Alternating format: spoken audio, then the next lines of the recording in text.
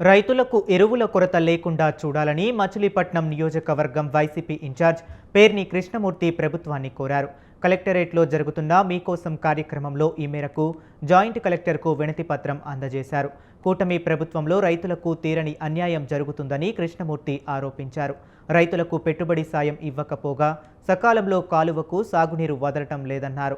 విత్తనాలు, యూరియా కూడా ఇవ్వలేని పరిస్థితిలో కూటమి ప్రభుత్వం ఉందని పేర్ని కృష్ణమూర్తి విమర్శించారు.